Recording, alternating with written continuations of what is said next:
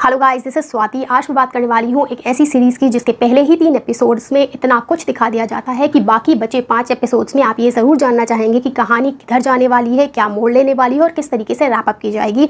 इसमें ऐसा कुछ नहीं जो आपने पहले कभी देखा या सुना ना हो, लेकिन जो यहाँ पर बैलेंस मिलता है एक्टिंग का, स्टोरी का और पेसिंग का, वो किसी भी चीज़ को इलॉजिकल और ऑफ पुटिंग नहीं लगने देता है। मैं बात कर रही हूँ अमेजॉन प्राइम पर अवेलेबल शेल्टर सीरीज़ की, जो हार्लन कोबेन की नॉवल का अडॉप्टेशन है। ये एक ट्रायलॉजी है जिसके सेंटर में चार्ली नाम का बच्चा है। वो एक नए टाउन में रहने के लिए आता है और उसके अराउंड जो मिस्टीरियस और स्पूकी इवेंट्स होते रहते हैं वो यहाँ पर दिखाए जा रहे हैं। एक्टिंग A1 है, पेसिंग बढ़िया है। इसके अलावा जो नाजी और जू का एंगल डाला गया है वो इसे और ज़्यादा इमोशनल बनाता है, अनदर लेवल का इमोशनल कोशेंट ऐड करता है। एक्टिंग की वजह से यहाँ पर दिखाई गई फैमिली डायनामिक्स और फ्रेंडशिप बिलीवेबल लगती है। सो अगर आप Nancy Drew, Stranger Things, stand by me, Goonies इस टाइप के कंटेंट के फैन हैं, ये सीरीज़ आपको अच्छी लगने वाली है। बाकी मेरा एक्सपीरियंस क्या रहा है इसके 3 एपिसोड्स के साथ था, जिनका रन टाइम लगभग 45 से 55 मिनट्स के बीच का है। बाकी बचे 5 एपिसोड्स हैं जो हर फ्राइडे को आते रहेंगे।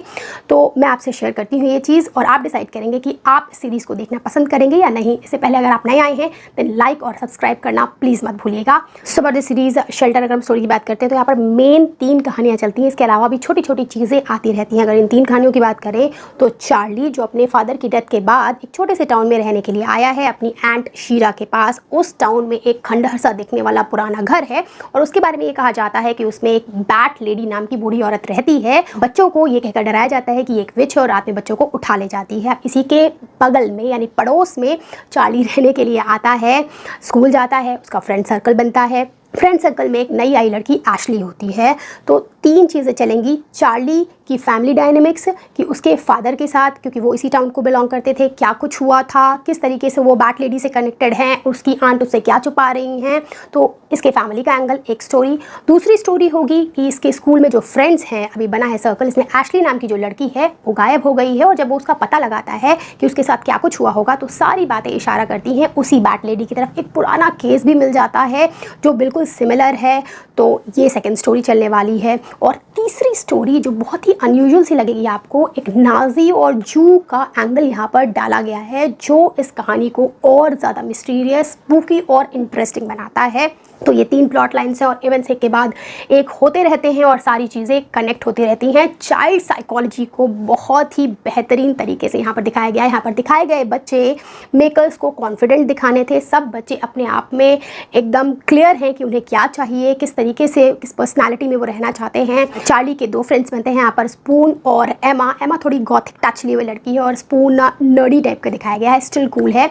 सो ये सारी चीज़ें यहाँ पर स्टोरी में हो रही हैं। पहले ही 3 एपिसोड्स में बहुत सारी चीज़ें हैं, बहुत सारे सब प्लॉट्स हैं, छोटे छोटे यहाँ पर ईस्टर एग्स भी आपको मिलने वाले हैं अगर आप हार्लन कोबेन के वर्क से पहले से परिचित हैं। अब बात करते हैं कुछ पॉजिटिव्स और नेगेटिव्स की। जो पहला पॉजिटिव है, इमोशन का और एस्थेटिक्स का बहुत अच्छा बैलेंस यहाँ पर बनाया गया है। जब सैड चीज़ें, क्रीपी चीज़ें, डार्क चीज़ें चल रही होती हैं तो बैकग्राउंड भी वैसा ही होता है जो सैडिस्टिक रिफ्लेक्शन देता है।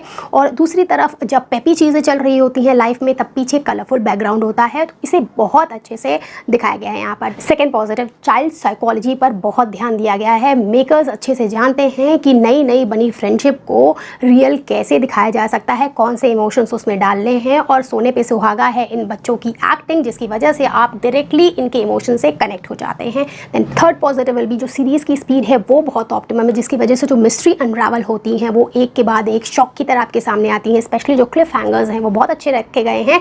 थर्ड एपिसोड में जो एंडिंग में एक सुपर नेचुरल हिंट दिया गया है स्पूकी बनाने के लिए कहानी को, वो मुझे काफ़ी पसंद आया है और जिसकी वजह से मैं आगे आने वाले एपिसोड्स का वेट कर रही हूँ। फोर्थ पॉजिटिव, सीरीज़ में कोई भी लॉजिकल फॉल्ट नहीं दिखता है। सारे इवेंट्स एक्सप्लेन्ड हैं। ऐसा नहीं है कि क्यों ऐसा किया जा रहा है या क्यों ऐसा हो रहा है आपके दिमाग में क्वेश्चन बन के रह जाए। सब चीज़ अभी तक आंसर्ड हैं जो ये आंसर करना चाहते हैं। अगर ड्रॉबैक्स की बात करें, जो एज सच कोई ड्रॉबैक नहीं है, बेसिकली स्टोरी को थोड़ा सा और ड्रामेटिक और स्पीड बढ़ा देते तो ये वेडनेसडे और स्ट्रेंजर थिंग्स के लेवल पर चली जाती।